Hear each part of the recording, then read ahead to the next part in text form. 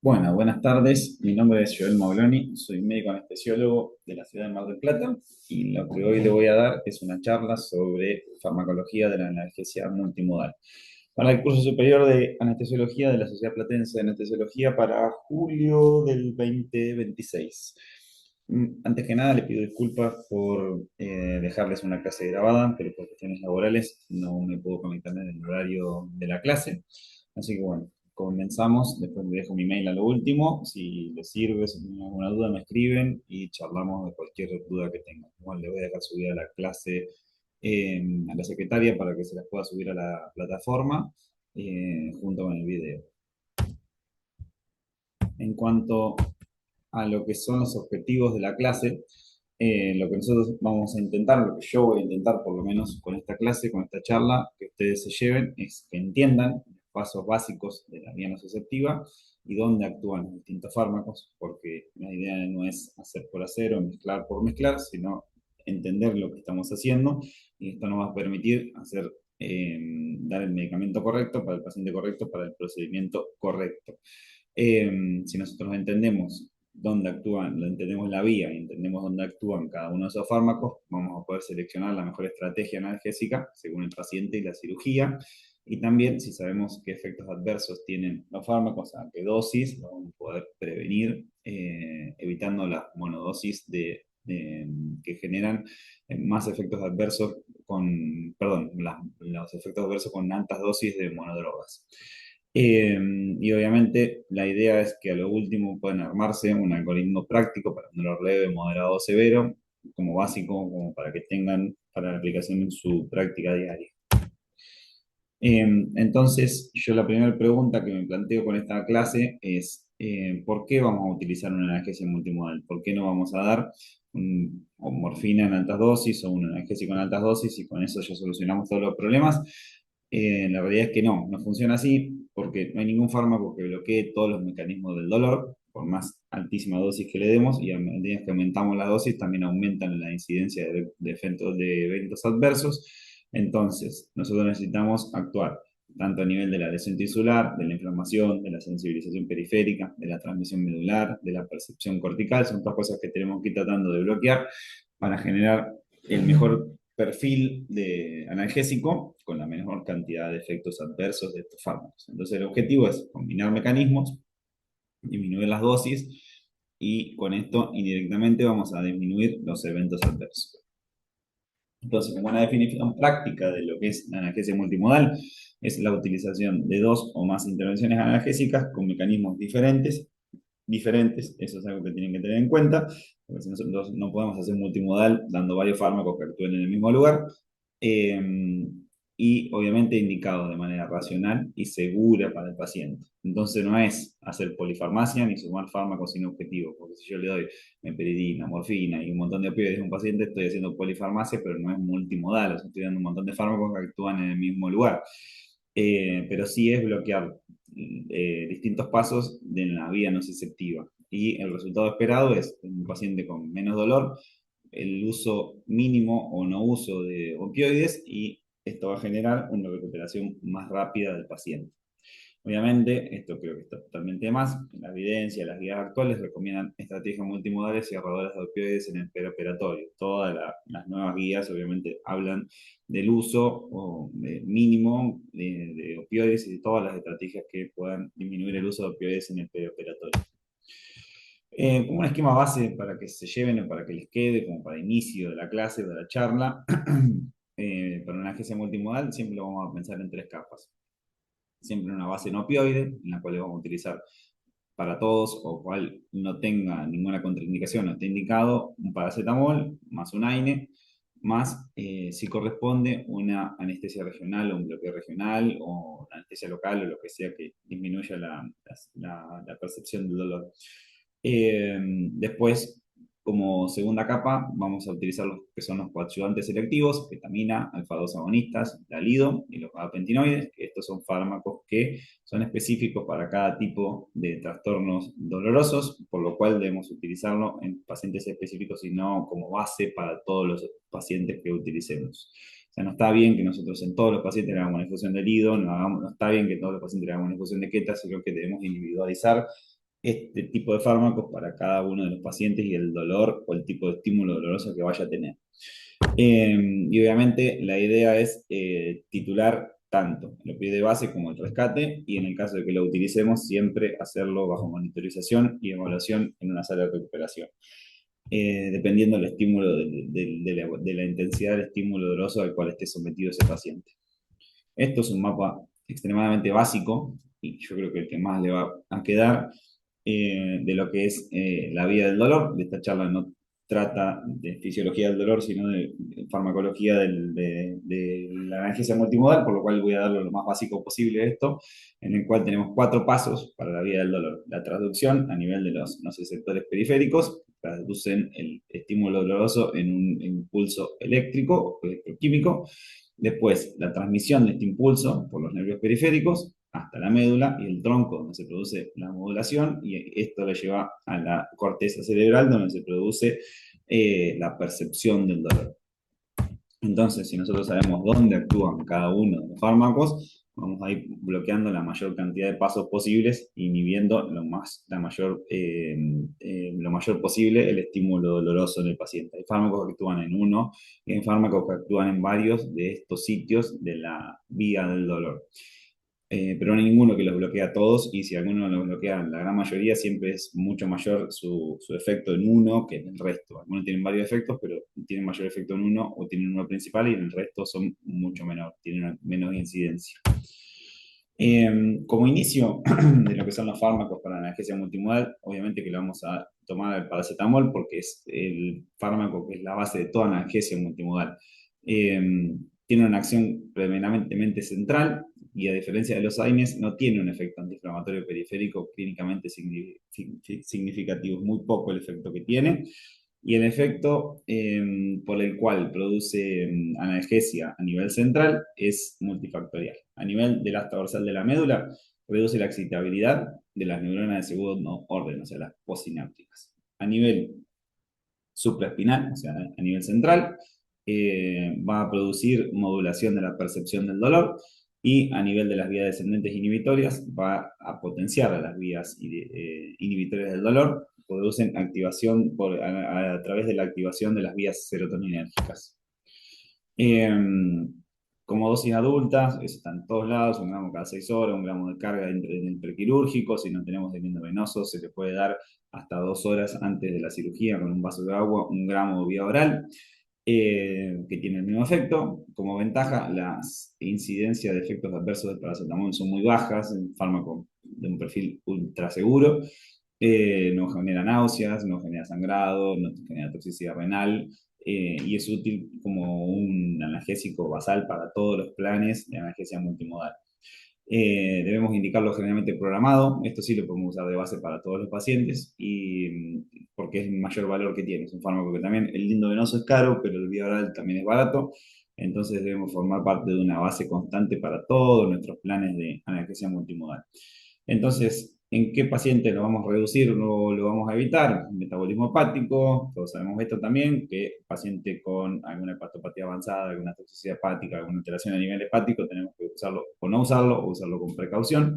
Obviamente, el paciente alcohólico con consumo crónico, por una cuestión obvia, y al igual que en todos los fármacos, con todos los pacientes que tengan bajo peso, ancianos, frágiles, todo, tenemos que también utilizarlo con cuidado y titular las dosis. Esto es más que nada a nivel esquemático de todos los que estuvimos hablando hasta recién. El sitio de acción de la vía analgésica del paracetamol, la acción analgésica predominantemente central, no tiene efecto antiinflamatorio, no inhibe la función plaquetaria, tiene buen perfil de seguridad a dosis terapéuticas a nivel renal, y es un componente esencial de toda analgesia multimodal. Acá tenemos cómo actúa a nivel de la corteza, del hipotálamo, sustancia gris, y todas las vías inhibitorias descendentes. Eso yo ya se los dejo el esquema este que le armé para que lo tengan en la clase y no aburrirlos con todos estos esquemas tan largos. Y vamos a pasarlo a lo que son los AINES o inhibidores de la COX-2 selectivos. Estos, a diferencia del paracetamol, bloquean la inflamación y la transmisión del dolor. La analgesia la producen principalmente porque inhiben la síntesis de prostaglandinas periféricas bloqueando la oxigenasa. La mayoría, salvo los COX-2 selectivos, no son selectivos de ninguna de las dos. Inhiben tanto la COX-1 como la 2.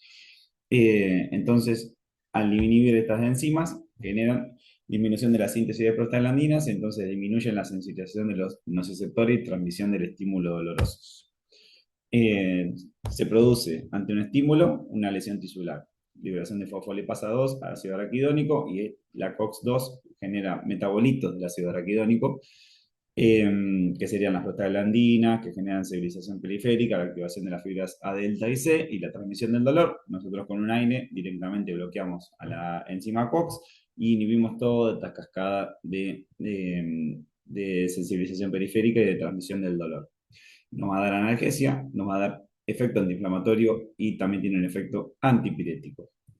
Esto también, a modo de repaso, que lo sabemos todos, dónde está la COX-1, dónde actúa la COX-2, que la COX-2 son la que actúa principalmente a nivel de la inflamación, dolor y fiebre, la otra produce protección gástrica, agregación plaquetaria y perfusión renal.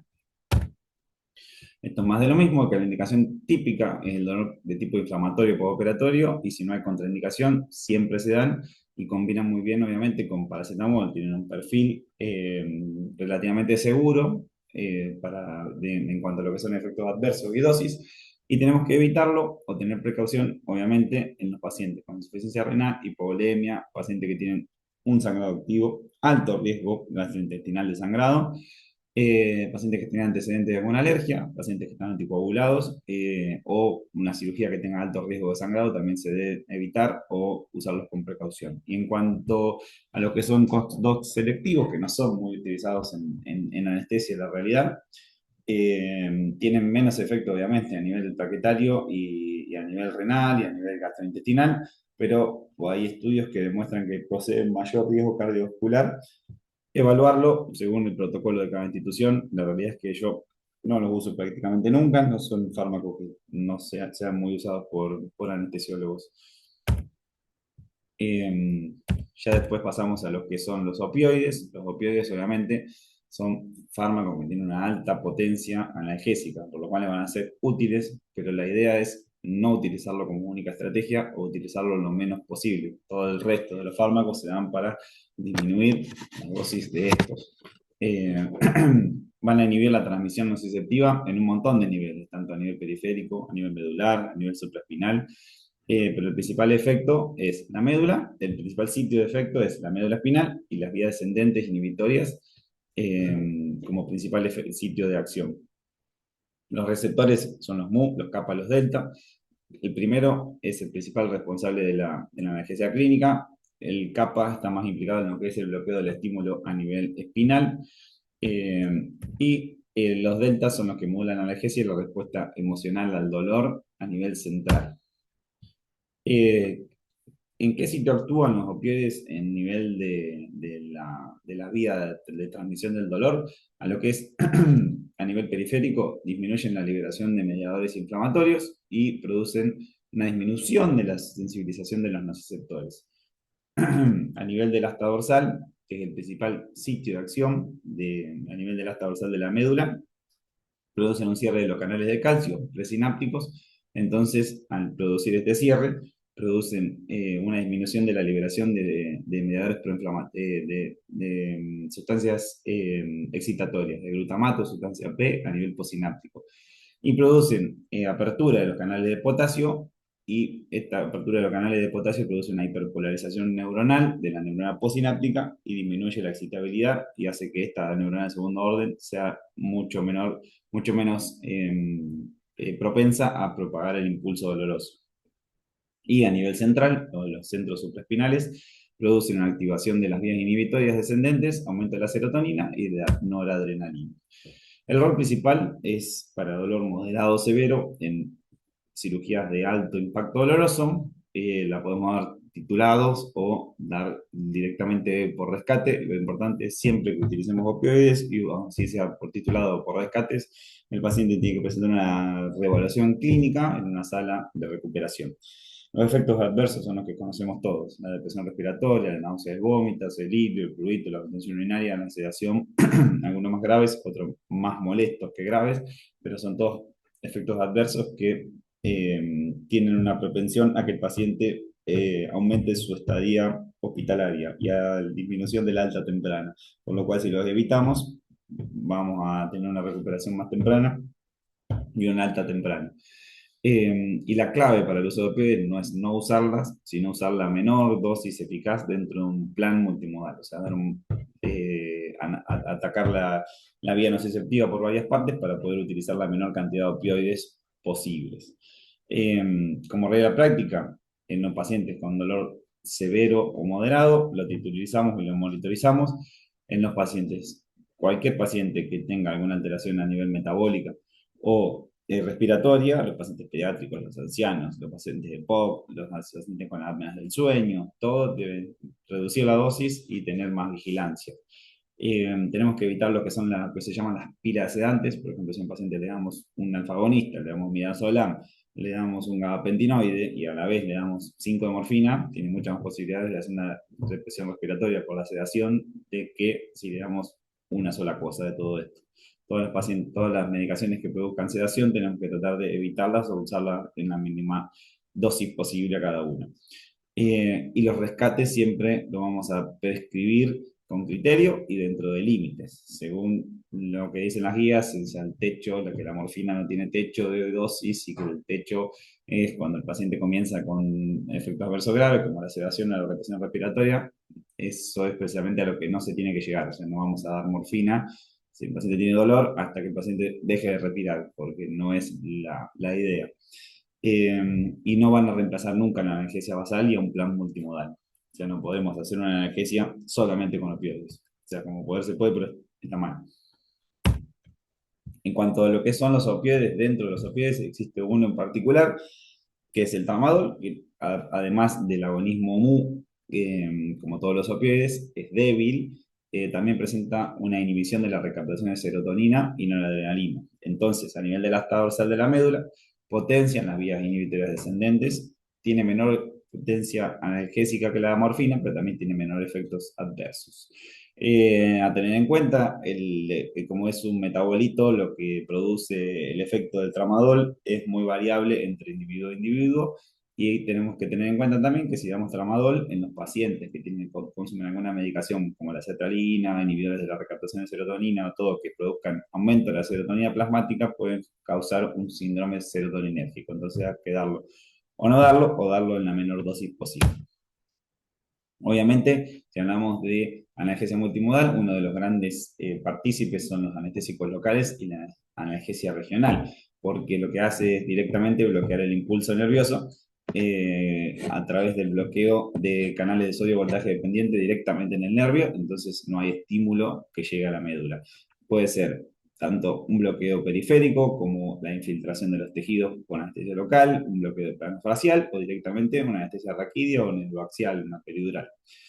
El beneficio, obviamente, que la analgesia es total, o sea, es potente, y la reducción del opioide, mientras el efecto del bloqueo esté andando, es al 100%.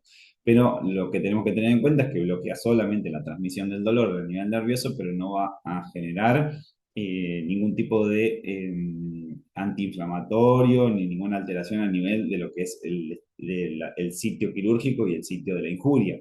Por lo cual siempre vamos a dar un plan con antiinflamatorios para evitar lo que es el dolor de rebote o la hiperalgesia post bloqueo. O sea, cuando se va el efecto del bloqueo, si nosotros no le dimos un AINE, no le dimos paracetamol, no le dimos nada para un corticoide para disminuir la inflamación, el paciente va a empezar con un dolor agudo y de alta intensidad. Y a nivel de lo que es seguridad, obviamente son anestésicos locales que nosotros estamos intilando a un paciente, entonces siempre vamos a ver lo que son las combinaciones, vamos a evaluar las dosis máximas permitidas para cada uno y para cada sitio de inyección, aspirar cuando infiltramos, usar la ecografía, vigilar los signos de intoxicación por anestésicos locales y siempre que utilizamos un bloqueo regional o cualquier cosa que requiera altas dosis de anestésicos locales, debemos contar con emulsión lipídica en el caso de que la necesitemos. Otro fármaco del que vamos a charlar, que es muy útil en ciertos pacientes, es la ketamina. La ketamina es un fármaco que bloquea a nivel del asta dorsal de la médula también los receptores NMDA en el sistema nervioso central. Entonces lo que hace es disminuye la transmisión del impulso doloroso, previene la sensibilización central, y una cosa que para la que sirve mucho la ketamina es para prevenir el fenómeno de wind up, que es la hiperalgesia por hiperestimulación de las vías nerviosas, o sea, la retroalimentación positiva de las vías nerviosas. El principal sitio de acción en el que actúa la ketamina es a nivel del asta dorsal de la médula, como varios de los fármacos estos que venimos charlando. Y lo que produce acá es un bloqueo de los receptores NMDA en las neuronas de segundo orden, o sea, las postsinápticas. Disminuye la entrada de calcio, se produce una hiperpolarización y reduce la potencia sináptica. Entonces, también va a disminuir la sensibilización central. A nivel supraespinal, disminuye la percepción, activa y produce activación de las vías inhibitorias descendentes, o sea, genera un down regulation. Y a nivel de las vías descendentes inhibitorias, incrementa la actividad inhibitoria de las monaminas, aumenta la secreción, la actividad de la nora y la serotonina. Y como actúa como efecto a nivel periférico, que ya son menores, como les decía antes, son fármacos que actúan, o sea, su principal efecto es el bloqueo de NMDA a nivel del asta dorsal de la médula. Después el resto de los efectos son mínimos, los tiene, pero no son su efecto principal. Va a disminuir la sensibilización periférica, bloqueo parcial de los canales sodio y calcio, y también poseen un efecto antiinflamatorio local. Habría que buscar más bibliografía que avale esa parte del efecto de la ketamina. Acá tenemos un esquema que les armé también para que les quede más didáctico, digamos. Las dosis 0,1 a 0,35 miligramos por kilo en bolo, o una VIC de 0,05 a 0,3 miligramos por kilo hora. ¿Qué candidatos o quién sería el paciente en el cual decir, bueno, mira, a este le voy a hacer una infusión de ketamina? Cuando el paciente presenta una sensibilización central, cuando el dolor es intenso o cuando el paciente presenta una tolerancia a los opioides, este es el fármaco que mayor rédito nos va a dar. Esto es la principal indicación que tiene la infusión de ketamina, o sea, el dolor muy intenso o el paciente tolerante a los opioides.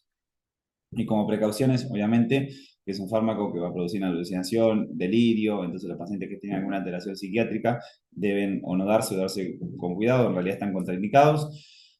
En cuanto a lo que es la descarga simpática que genera la ketamina, esta más que nada es con dosis en bolo para inducción, para una dosis de 0,05 a 0,3 miligramos por kilo, 0,1 a 0,35 miligramos por kilo. eh, no va a generar una hipertensión o alguna alteración a ninguna descarga simpática para un paciente que sea significativa, para un paciente que tenga una hipertensión no controlada, un paciente con una isquemia miocárdica o cualquier otra cosa que le pueda llegar a afectar. Y sí, obviamente, que al ser un paciente, un fármaco hipnótico, si lo damos como rescate, debemos monitorizar al paciente por la sedación. En cuanto a lo que es la lidocaína, pero en el uso, en cambio de un bloqueo regional, utilizarla en un bloqueo como intravenosa, como ayudante analgésico, tenemos que tener en cuenta que no va a producir un bloqueo de la conducción nerviosa directa, como cuando nosotros la administramos en un nervio para un bloqueo regional. Lo que genera es una modulación de la transmisión nociceptiva periférica y central, y disminuye la sensibilización periférica y central del dolor. Obviamente, el mecanismo de acción es el mismo, va a bloquear los canales de calcio voltaje dependiente porque es el mecanismo de acción del fármaco.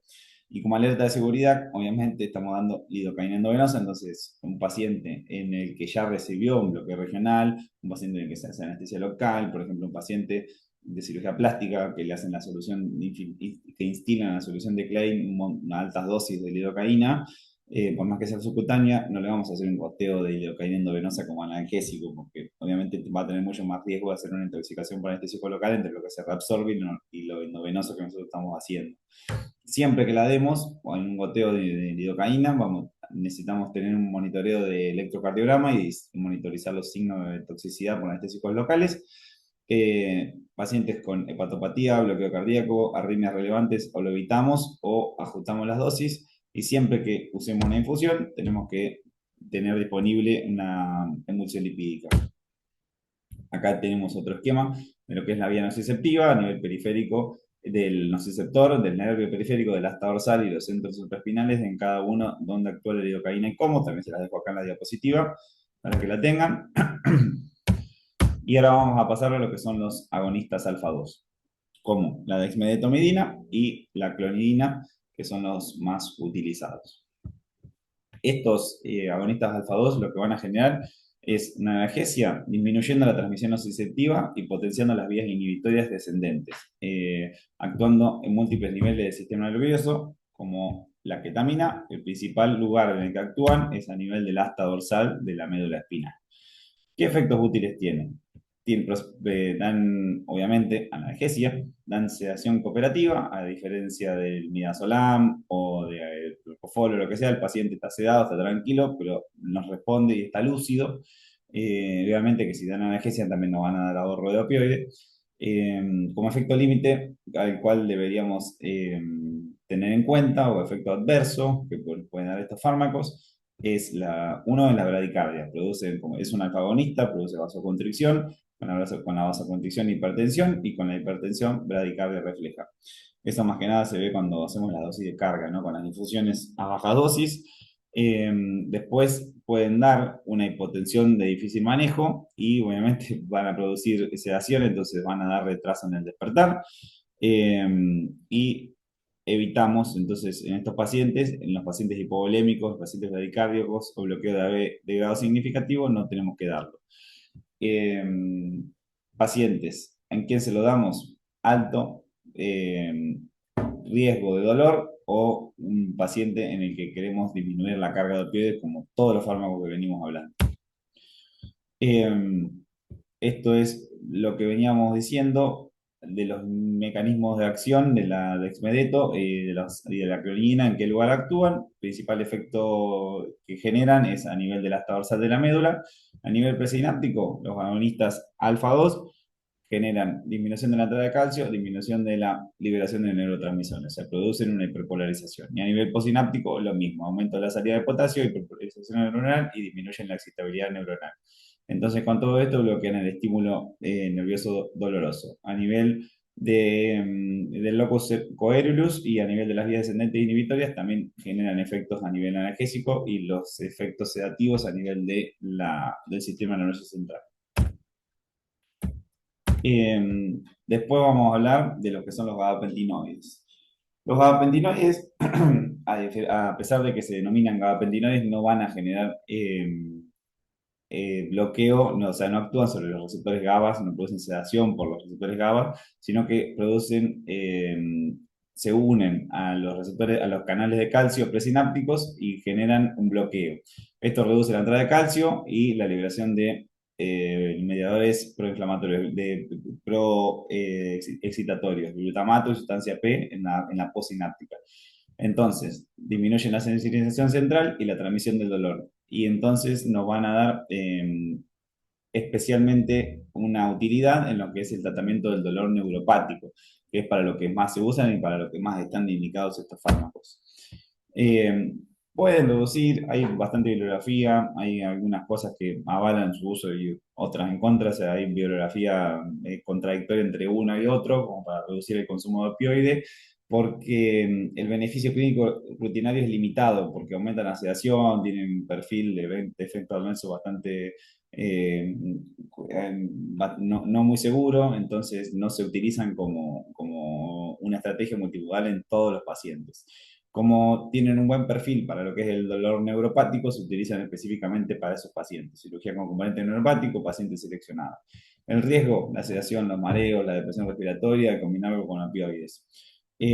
Obviamente lo vamos a evitar en los pacientes ancianos, pacientes con SAO, pacientes de POC, hipoventilación, alta necesidad de opioides, y los pacientes que tienen que irse de alta el mismo día por una cuestión de los efectos a nivel de lo que es la conciencia, la sedación y los mareos. Y a tener en cuenta con los gabapentinoides que solamente tenemos que usarlo por indicación y no de rutina. Acá tenemos el mecanismo de acción, de vuelta a lo mismo, esto es para que le quede a ustedes a modo esquemático. acá, punto número 3, que este sí me interesa que lo vean un poquito más, que es lo que es a nivel periférico, de por cuál tienen efecto en lo que es el dolor neuropático y la hipersensibilización sensibilización crónica, porque disminuyen las descargas ectópicas en los nervios lesionados, reducen la hiperexcitabilidad neuronal y especialmente eficaces en el dolor neuropático. Acá se lo dejé bien anotado para que lo tengan. Y después, por último, en los que son los adyuvantes, que en realidad no son analgésicos en sí, pero que sí pueden tener un efecto adyuvante para el resto. Estos nunca se dan solos, ni tienen efecto analgésico por sí solos, pero sí son adyuvantes para el resto de los fármacos que estuvimos nombrando. En cuanto a la dexametasona, obviamente es un corticoide, entonces va a aportar analgesia por la disminución de la inflamación y el edema. También está demostrado que la dexametasona en bolo va a producir disminución de la incidencia de náusea y vómito postoperatorio, lo cual para un protocolo de recuperación temprana es útil. Y obviamente vamos a tener precaución con los pacientes con mal manejo de la glucemia o una infección no controlada. Y en cuanto a lo que es sulfato de magnesio, también va a generar una adyuvancia con fármacos que actúan a nivel del bloqueo de los NMDA porque producen un antagonismo funcional de los NMDA. Podrían ser ahorradores de opioides, con evidencia no del todo que la vale. Es más heterogénea la evidencia que hay a favor del sulfato de magnesio y la precaución, obviamente, cuando utilizamos como un bloqueo neuromuscular que puede potenciar el efecto, pueden dar hipotensión y en los pacientes con insuficiencia renal. Entonces, lo que se llevan de esto es que son coadyuvantes de la base analgésica, pero no son útiles por sí solos. Como un checklist que podemos hacer antes de dedicar la analgesia y antes de armar nuestro plan analgésico para cada paciente, que es lo que deberíamos hacer. Deberíamos evaluar si un paciente tiene alguna alteración renal o alteración de la bulimia, entonces tratar de evitar o reducir los AINE, la COX-2, el magnesio. Si hay un paciente que tiene riesgo de sangrado, un paciente anticoagulado, evitar los AINES, evitar la anestesia neuroaxial o los bloqueos profundos, que podamos tener alguna lesión de un vaso que después no podemos comprimir. Paciente con alteraciones hepáticas, paracetamol, lido y opioides, alteraciones ventilatorias, todos los fármacos que van a producir sedación, opioides, gabapentinoides, etcétera. Obviamente los pacientes de edad adulta o los pacientes con algún tipo de fragilidad, vamos a reevaluar todas las dosis y evitar todos los fármacos que produzcan sedación acumulada. Y los pacientes que presenten dolor crónico o alguna alteración con el nivel de los opioides, vamos a plantear un plan especial. En esto sí, plantear una infusión de lidocaína, de ketamina, anestesia regional y en el caso de que tengan tolerancia, rescates con dosis mayores de opioides. Según la intensidad del dolor, luego hablamos entre un EVA del 1 al 3, del 4 al 6 o un 7 al 10, del moderado, leve o severo. Un dolor leve podría controlarse con un paracetamol reglado más un AINE, si no tiene contraindicación, luego sumar una anestesia regional o un opioide de rescate y por último un opioide titulado o una infusión de ketamina o un alfa-2. Siempre tenemos que revaluar el dolor, revaluar la sedación, la frecuencia respiratoria, náusea y vómito cada 30-60 minutos en los pacientes que presenten moderado o severo que requieran opioides de rescate. Dos ideas que debemos tener en cuanto a lo que son los protocolos de guías para nosotros como anestesiólogos es en cuanto a lo que es el protocolo ERAS, que es la recuperación temprana después de la cirugía, que nos dice que la analgesia multimodal reduce los opioides, entonces al reducir los opioides va a favorecer la movilización, la alimentación, la respiración profunda y el alta segura del paciente y las guías Prospect, que son las recomendaciones específicas por procedimiento quirúrgico. Nos dicen que no todas las cirugías van a necesitar el mismo bloqueo ni el mismo plan analgésico. Debemos individualizarlo según cada paciente y cada procedimiento. El plan debe ser multimodal, pero también debe ser procedimiento específico. No debemos hacer lo mismo para todos los pacientes.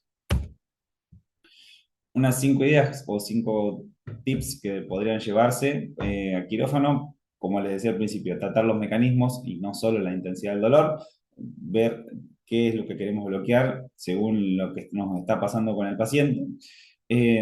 Tomar el paracetamol y los AINES como una base para todos los pacientes si no hay contraindicaciones. Tomar la anestesia regional o local como un reductor, una transmisión y suele ser el mayor ahorrador de opioides. O sea, tengamos en cuenta que siempre que podamos hacer un bloqueo regional, anestesia local, y no tengamos ninguna contraindicación, debemos usarla.